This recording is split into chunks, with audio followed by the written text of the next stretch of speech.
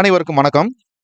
தமிழ்நாடு சீருடை பணியாளர் தேர்வு வாரியம் 2ஆம் நிலை காவலர் பணிக்கான அறிவிக்கை 8/8/2023 வெளியிடப்பட்டது.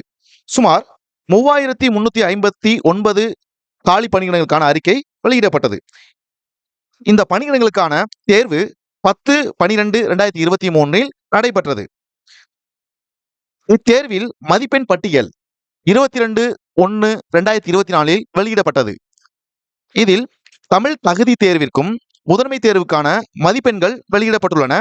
இதில் எஸ் என்று வரும் மாணவர்கள் உடல் தகுதி தேர்விற்கு தேர்வாகி உள்ளீர்கள். நோ என்று வரும் மாணவர்கள் உடல் தகுதி தேர்விற்கு தேர்வாகவில்லை. NE என்று வரும் மாணவர்கள் தமிழ் தகுதி தேர்வில் தகுதி பெறவில்லை, நான் எலிஜிபிள். இந்த தேர்வில் 59,954 பேர் தமிழில் தேர்ச்சி பெறவில்லை என்பது அதிர்ச்சி அளிக்கிறது.